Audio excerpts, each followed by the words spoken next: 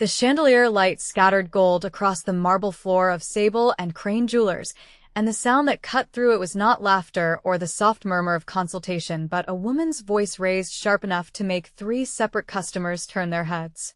Jasmine Oduya had come in on her lunch break, still wearing her scrubs, the light blue fabric wrinkled from a double shift, her sneakers squeaking faintly against the polished stone as she crossed toward the earring case to look, just look, at something she would never in her life be able to afford. She noticed the elderly woman before she noticed the shouting. Small, silver-haired, dressed in a lavender cardigan over a cream-colored dress, standing very still the way people stand when they are trying not to make themselves a bigger target than they already are. "I am asking you plainly," the blonde woman in the emerald dress said, her voice pitched for an audience, one manicured finger extended toward the old woman's face. "How does someone like you even get past the door of a store like this? Do you understand what these pieces cost? Do you understand where you are?"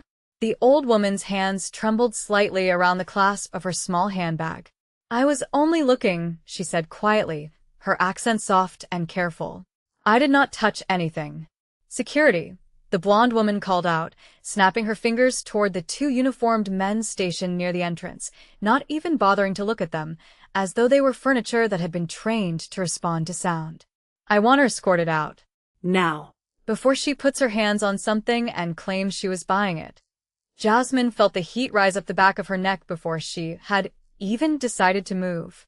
She had spent 6 years as a trauma nurse learning to read a room in half a second, learning which raised voices belonged to fear and which belonged to cruelty, and there was nothing about this raised voice that came from fear. She set down her bag on the glass counter and stepped between the old woman and the fingers still hovering in the air. "She said she was only looking," Jasmine said. "Same as everybody else in here. Same as me."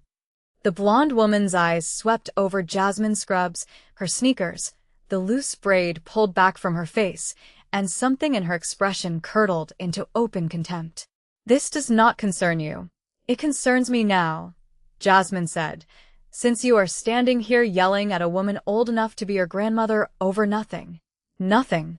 The blonde woman let out a short, disbelieving laugh and turned to address the small crowd that had gathered, several phones already lifted and recording. "I come in here to purchase a piece for my anniversary, and I find this woman hovering around the case where my custom order is being finalized. I have every right to be concerned about theft." "You have every right to be wrong," Jasmine said, "which is what you are right now." A ripple went through the small crowd, someone's breath catching, someone else's phone tilting to catch a better angle. The old woman had gone very still beside Jasmine, one hand pressed lightly to Jasmine's forearm, not pulling her back exactly, but grounding herself against the only steady thing nearby.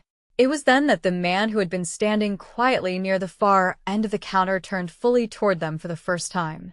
He had been there the whole time, Jasmine realized, though she had not registered him as anything more than another well-dressed customer. One of those men who seemed to occupy space without needing to announce it. He was tall, dressed in a black suit cut close enough to the body that it moved like a second skin, his dark hair pulled back from a face that gave away nothing at all. There was ink visible at his collar, a dark line of something that disappeared beneath the fabric, and when he finally spoke, his voice was low, even, entirely without heat, which somehow made it more unsettling than shouting could have been. "That is my mother you are speaking to," he said. The blonde woman's mouth opened, and then closed. "Excuse me? My mother," the man repeated, crossing the space between them with unhurried steps, each one deliberate, the security guards near the door straightening almost involuntarily as he passed, as though some old instinct told them to make room. "You called security on my mother." "I did not know," the woman started, her voice losing its earlier certainty, dropping half an octave. "You did not ask," he said. "You looked at an old woman standing quietly by a glass case and decided she did not belong here. You are wrong about that in every way that matters." He stopped beside his mother, placing a hand lightly at her shoulder, and something passed over his features for just a moment, something Jasmine would think about later, a flicker of tenderness, so brief, she almost missed it before the stillness closed back over his face like water settling after a stone. "Mr. Takahashi," the store manager said, appearing suddenly from the back office with the particular urgency of a man who had just been informed exactly who was standing in his showroom. "I am so sorry. There has clearly been a misunderstanding. Please, let me offer you and your mother." "Do not apologize to me," the man said, without raising his voice. "Apologize to her." He nodded toward Jasmine. "She is the only person in this room who did the right thing before knowing who I was." Jasmine felt her pulse tick up under the weight of his attention, and she did not entirely understand why. She had defended people before. It was practically the job description, standing between someone vulnerable and whatever was trying to hurt them, whether that was a disease or a bad diagnosis delivered too cold or, apparently, a stranger in a $5,000 dress. But something about the way this man looked at her, unhurried, thorough, as though he were committing her face to memory for a reason she could not yet guess, made the moment feel larger than it should have. The blonde woman was already backing toward the door, her earlier fire reduced to something small and panicked. "I did not mean any harm," she said. "I only wanted to make sure." "You wanted to make sure an old woman knew her place," the man said. "You should leave now." She left. The crowd dispersed slowly, phones lowering, murmurs trailing after her out into the afternoon, and within a few minutes the showroom had settled back into its hushed, expensive quiet, as though the entire scene had been a stone dropped into still water, the ripples already smoothing away. The old woman turned to Jasmine and took both her hands, her grip surprisingly firm for someone so small. "Thank you," she said. "You did not have to do that. Nobody should have to stand there and take that," Jasmine said. "Are you all right?" "I am now," the woman said, glancing toward her son with something warm passing between them, a private language built over years. "My name is Michiko. This is my son, Rin." "Jasmine," she said. "Jasmine Oduya." A jewelry clerk hovered near the edge of the case, uncertain whether to speak, and Michiko waved her off gently with two fingers, an old habit of quieting rooms without ever raising her voice. The chandelier light had settled again, gold and steady, and for the first time since Jasmine had walked through the door, the store felt like an ordinary place instead of a stage.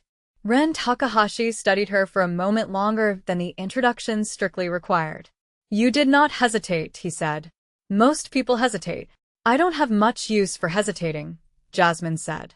"Not in my line of work." "And what is your line of work?" "Trauma nurse. County hospital, downtown." Something shifted behind his eyes, some private calculation Jasmine could not name. "That explains it," he said. "You are used to walking toward the thing everyone else walks away from." "Something like that." Michiko squeezed Jasmine's hands once more before releasing them. "You must let us thank you properly," she said. "Come, have tea with us. Please." Jasmine hesitated, glancing at the clock above the counter, aware of the 30 minutes remaining on her lunch break and the 12 patients waiting on her unit. "I really can't today," she said. "I have to get back." Ren reached into his jacket and produced a plain black card, offering it without ceremony. "Then another day," he said. "Call this number when you are free. My mother does not offer tea to many people. You should consider it an honor, whether you understand why yet or not." Jasmine took the card, feeling the weight of his gaze the entire time, and told herself the warmth spreading through her chest was nothing more than the ordinary satisfaction of having done the right thing. She would think about that lie later, turning it over the way she turned over difficult diagnoses, looking for the moment she had first gotten it wrong. That was the moment everything changed, though she would not understand the size of it for another 2 weeks. Back on the unit that afternoon, Jasmine slid the black card into the front pocket of her scrubs and tried to forget it was there. It did not work. She caught herself touching the corner of it between patients, checking a blood pressure cuff with one hand and feeling the stiff edge of the card through the fabric with the other, as though it might vanish if she stopped paying attention to it. Her coworker Priya noticed the distraction somewhere around hour 10 of the shift. "You are somewhere else today," Priya said, snapping off a pair of gloves at the nurse's station. "What happened on your lunch?" "Nothing," Jasmine said, too quickly. "That is the least convincing nothing I have heard all week," Priya said, "and I work in an emergency room." Jasmine did not explain. She was not sure yet how to explain it to herself, let alone to someone else, The strange gravity of a man who had crossed a jewelry store like the floor belonged to him. The softness in his voice when he spoke about his mother that did not match anything else about him. She finished her shift, drove home in the dark, and set the card on her kitchen counter where it stayed for 11 days, untouched, waiting. She did not call the number right away. Life did not leave room for it, not with back-to-back shifts and a unit perpetually short-staffed, and some quiet, self-protective part of her suspected that a man like Rin Takahashi belonged to a world she had no business stepping into twice. But 2 weeks later, on a rain-slicked Tuesday night, that world came looking for her instead. She was walking to her car in the hospital parking garage, exhausted in the particular bone-deep way that came after a 16-hour shift, when a black sedan pulled up beside her with no headlights on. The window lowered halfway, and Rin Takahashi looked out at her from the back seat, his expression unreadable in the dim light.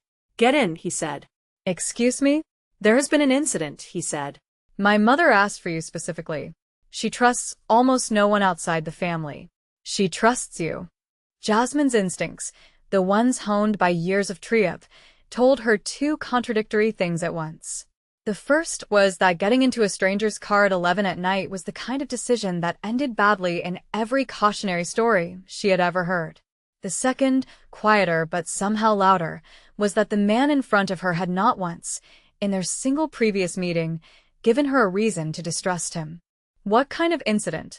"She was hurt," Rin said, and something in his voice cracked open just slightly, a fracture in the composure he wore like armor. "Not badly. But she is asking for you, and I do not have time to explain the rest standing in the rain." Jasmine got in the car. The drive took them out of the city and into a quieter district she had never had reason to visit, past a gate that opened without anyone stepping out to check identification, up a long drive lined with dark pines to a house that looked more like a compound than a residence, sleek modern glass fused improbably with older wooden structures, lanterns glowing along the walkway. Inside, the air smelled of cedar and something like green tea, and the silence had a different quality than any silence Jasmine had ever stood inside, heavy, deliberate, the silence of a place where every sound had once mattered enormously. Michiko was seated in a sitting room near the back of the house, a thin cut above her eyebrow, her hands folded tightly in her lap, two grim-faced men standing near the door with their arms crossed.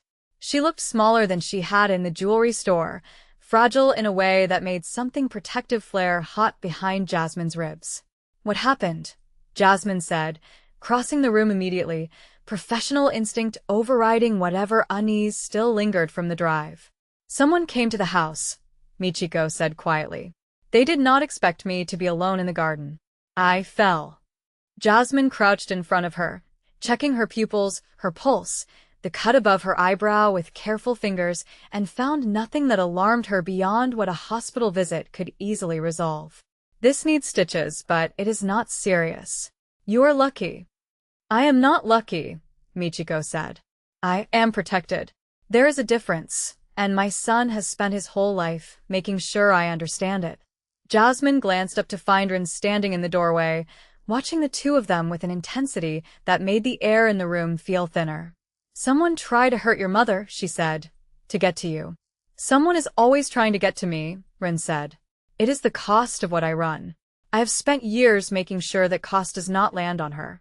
Tonight it almost did." "Who was it?" "A rival faction," he said, and the words came out flat, controlled, the way a man speaks when he has already decided what he will do about it. "They have wanted my territory for 3 years. Tonight they grew careless enough to come onto my land."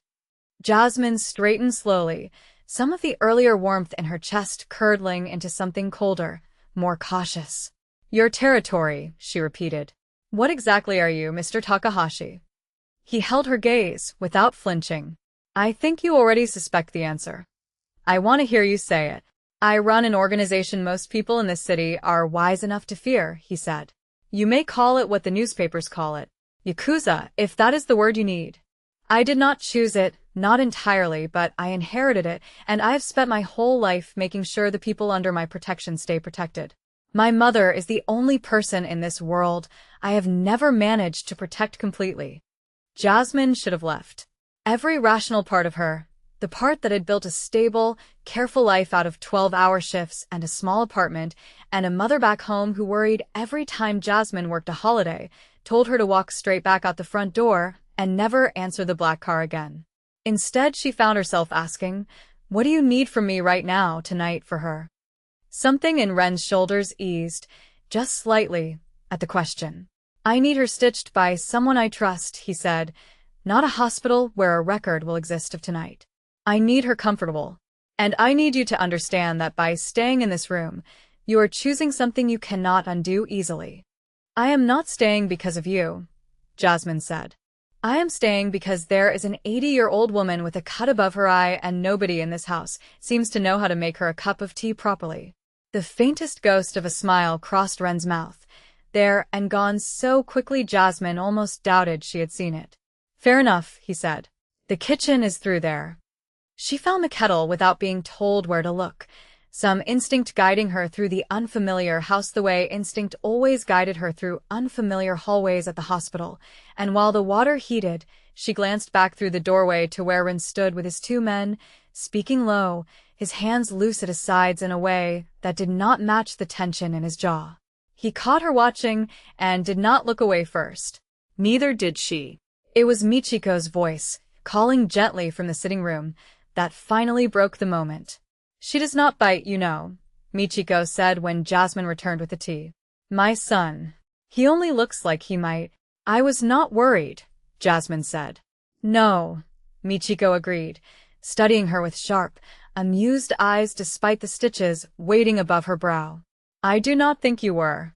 Over the following weeks, Jasmine found herself pulled back into that world in small increments, each one easier to justify than the last. A follow-up visit to check Michiko's stitches. A second visit because Michiko insisted on tea and conversation, and Jasmine found she did not entirely mind giving it. A third visit that had nothing to do with medicine at all, simply an invitation extended by Ren himself, delivered in person this time, standing at her apartment door with an umbrella and an expression that suggested he had debated coming for longer than he would ever admit. "You did not have to come all this way," Jasmine said, holding the door only halfway open. "I wanted to see you somewhere that was not my mother's sick room," Ren said.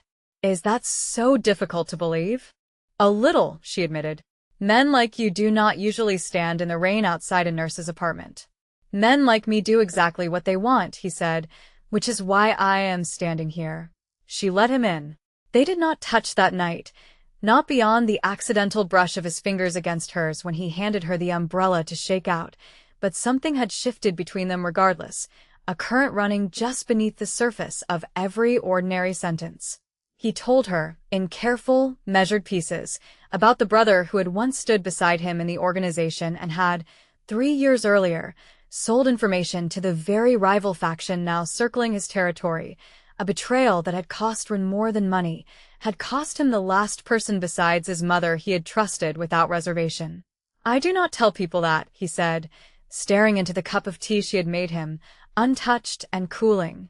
"I have never told anyone that." "Why me?" "Because you looked at my mother in that store and saw a person before you knew what she was worth," Ren said. "I have spent my entire life surrounded by people who calculate my worth before they speak to me. You did not calculate anything. You simply acted." "That is not some great virtue," Jasmine said. "That is just how I was raised." "Then you were raised by someone wiser than most of the people I know," he said, and the honesty in it landed somewhere soft and unguarded in her chest. They sat for a long while after that without much conversation at all, the rain ticking steadily against the window, and Jasmine found she did not mind the silence the way she expected to. It was not the tense, watchful silence of the house behind the gate, the one she had first walked into smelling of cedar and old fear. It was something plainer, something almost domestic, Ren's shoulders finally loosening against her second-hand sofa, his tie discarded over the arm of a chair, and for a while he looked less like the man who had once made a room full of strangers straighten their spines and more like someone tired enough to simply exist beside her. "You do not have to perform for me," Jasmine said eventually, watching him. "Whatever it is you do out there. In here you can just be a man drinking tea that has gone cold." Nobody has ever put it that plainly to me before, Ren admitted. Somebody should have, Jasmine said. A long time ago. He left near midnight, the rain finally slowing to a mist, and at the door he paused with his hand on the frame, looking back at her the way a man looks at something he is already afraid of losing before he has even properly kept it. He said nothing more. He did not need to. The danger, when it came again, arrived with none of the warning the first incident had offered. Jasmine was leaving Michiko's house late on a Thursday evening, her car parked at the edge of the long gravel drive, when the first gunshot cracked through the quiet and sent gravel spitting up near her feet. She dropped instinctively, the trauma training taking over before conscious thought could catch up, rolling behind the low stone wall that lined the drive while shouting erupted from the direction of the main house. Run was there within seconds, moving low and fast across open ground in a way that should have looked reckless and instead looked exactly like what it was, a man who had done this before, who understood exactly how a body should move through gunfire to survive it. He reached her, covered her with his own body against the wall, and in the space of that impossible closeness, his chest pressed to her back, his breath hot and controlled against her ear, Jasmine felt something click into place that terrified her more than the gunfire did. "Stay down," he said, his voice a low command against her hair. "Stay exactly here." "Where are you going?" "To finish what they started," he said, and then he was gone, moving into the dark with two of his men falling in beside him, and the sound that followed was brief, precise, over almost before Jasmine had finished counting her own frantic heartbeats. When he returned, there was blood on his shirt that was not his own, and something hard and settled in his eyes that had not been there an hour before. He crouched in front of her where she still sat against the wall, and for a moment neither of them spoke. "You are the target now, too," he said finally.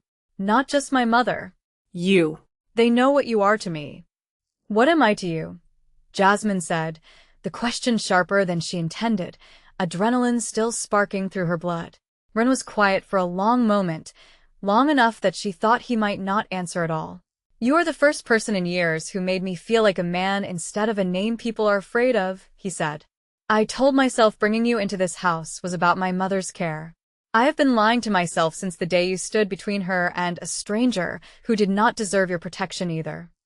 Jasmine reached out and gripped the front of his ruined shirt, not pulling him closer, not yet, but holding on to something solid in a night that had stopped making sense an hour ago. "I am not leaving," she said. "I want you to understand that before you say anything else. Whatever this is, whatever it costs, I am not the kind of person who runs." "I know," he said quietly. "That is what frightens me most." The days that followed moved faster than Jasmine could fully track, each one layered with a new piece of information she had not asked for and could not now unlearn. She discovered, through a hushed conversation between two of Ren's men that she was not meant to overhear, that the rival faction's leader was a woman named Aiko Fujimori, a former ally turned enemy after a territorial dispute 2 years prior, and that this Aiko had a personal grudge against Ren that ran deeper than business.